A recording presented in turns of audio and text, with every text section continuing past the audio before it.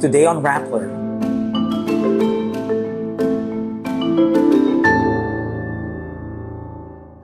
Former Senate President Tito Sotto says several senators had approached him about being the next Senate President. Internet voting records a dismal 19% in the 2025 midterm elections. The Bangko Sentral ng Pilipinas will temporarily suspend coin depositing machine operations in some Greater Manila malls. The United Bangsamoro Justice Party wins big in Maguindanao, Tawi-Tawi, but loses key races elsewhere. And a Filipino mountaineer passes away during a Mount Everest quest. Will the Senate see a leadership shakeup? Responding to reporters' questions, former Senate President Tito Sotto says several senators had approached him about being the next Senate President. He says, "I'd be lying if I said no. Some people have been talking to me."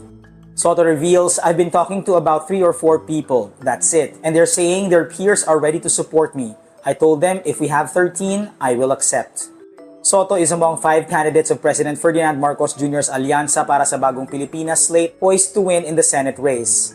Sotto served as Senate President from 2018 to 2022. Senate President Chis Escudero meanwhile says he would not cling to the position if other senators have the numbers. The 20th Congress will open against the backdrop of Vice President Sara Duterte's impeachment trial at the Senate. It's a dismal turnout for internet voting in the 2025 midterm elections at 19%. Around 232,000 overseas Filipinos voted via internet voting out of the expected 1.22 million. The Commission on Elections had overhauled the system to boost turnout for Filipinos abroad. About 21,000 Filipinos abroad voted using the old modes, either by going to embassies and consulates or by mailing in their ballots. These methods had a slightly higher turnout of 32.43%. This is the first time the Comelec implemented internet voting. Most of the 1.24 million registered Filipinos overseas were expected to vote online. But only about 240,000 out of the 1.22 voters in the internet voting areas signed up for the online system. The Bangko Sentral ng Pilipinas says it will temporarily suspend operations of coin deposit machines in select malls in the Greater Manila area starting Tuesday, June 17. The coin deposit machines can be used until Monday, June 16. BSP says it is suspending operations of the machines to conduct a thorough review of better ways to recirculate idle coins and serve Filipinos' coin exchange needs. The coin deposit machines were launched in June 2023 to recirculate loose change back into the economy and promote cashless transactions. Since then, it has processed around 1.5 billion pesos worth of coins. While the operations of the coin deposit machines are suspended, the BSP says Filipinos can deposit their fit coins in their bank accounts. Those without bank accounts can also bring these fit, unfit, and mutilated coins to banks and other financial institutions under the BSP's Piso Caravan program. The United Bangsamoro Justice Party, the political wing of the Moro Islamic Liberation Front, delivers a sweeping victory in the 2 Maguindanao provinces, Tawi-Tawi and Cotabato City, but lost in other top races elsewhere. UBJP-supported candidates won against powerful political families, including the Mangudadatus and their allies in the Maguindanao provinces. In Maguindanao del Sur, UBJP candidate and former Talayan Mayor Ali Midtimbang defeated Governor Miriam Sangki Mangudadatu.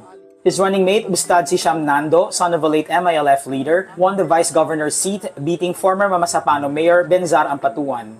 Former Maguindanao Governor Esmael Toto Mangudadatu, also backed by UBJP, narrowly defeated incumbent Representative Muhammad Tong Paglas in the congressional race. Other MILF-backed candidates who won are former Sultan Kudarat Mayor Tukaw Mastura and former Datu Blasinswat Mayor Marshal Sinswat. The loss was a setback for Mariam and Suharto Teng Mangudadatu's political family, which had long controlled politics in the Maguindanao and Sultan Kudarat provinces. But the MILF and its party also lost in some provinces like Basilan, where UBJP-backed candidate J. Hataman Saliman lost to his uncle, Representative Mujib Hataman, for the gubernatorial race. In Lanao del Sur, the UBJP faced a big loss when Governor Mamintal Adyong Jr. of the Lakas Party defeated their candidate, Fiat Macarambon. Filipino mountaineer Philip P.J. Santiago passed away on Wednesday, May 14, in his bid to reach the peak of Mount Everest. He was 45.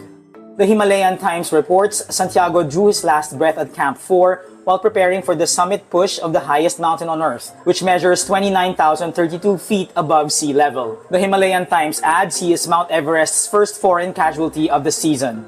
Santiago's cousin, broadcast journalist Emil Sumangil, said on Wednesday the climber was expected to reach the summit on Thursday, May 15.